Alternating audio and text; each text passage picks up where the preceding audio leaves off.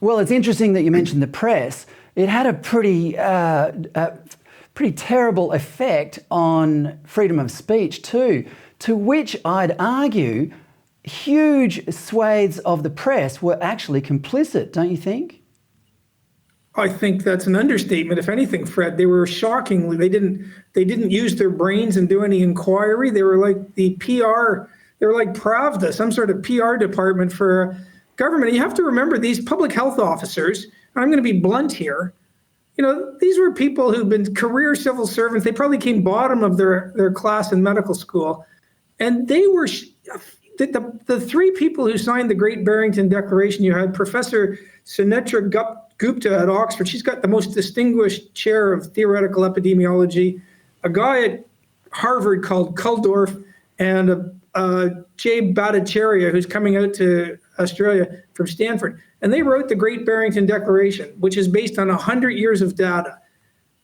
Take care of the vulnerable, don't lock down. It goes right back to 1918, so the Spanish flu. They had all the data. And between October 2019 and 2 months later, based on watching people get welded into their homes in China and some shocking footage out of Italy, the science didn't change.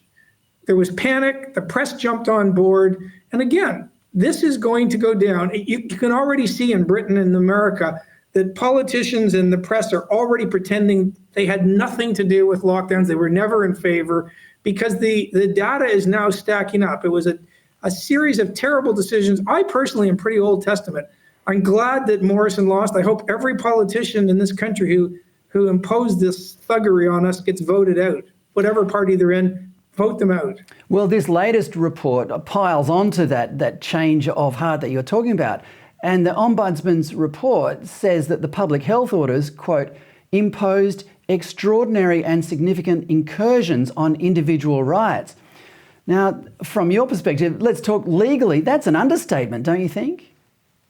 Well, it is, but here's my complaint. In 2020, 2021, there was a handful of us speaking out. You had no chance of winning in courts, and typically with big rights infringements, the judges say nothing until 5 years later, when they incarcerated the Japanese in Britain. And then they come out and say, this was shocking, and the ombudsman, this is shocking. Where was he? Where was he for the last 2 years? This is totally predictable because I predicted it. In about 2 or 3 years, you're going to find everyone criticizing what happened. They're going to criticize the thuggery and the despotism. But the problem was that our politicians did not stand on principle. We had a set of politicians at the federal level in the coalition, and they just seemed to be completely value-free. The general notion was, well, here's their defense lately. They say something like, well, we were in massive uncertainty, so maybe they took too long to unwind. But that's a bad argument. In the face of uncertainty, why would you think that welding people in your home is the right approach? In the face of uncertainty, the data is pretty clear. The best thing to do is nothing while you wait and see and get some data. And they completely overreact. And it's shocking.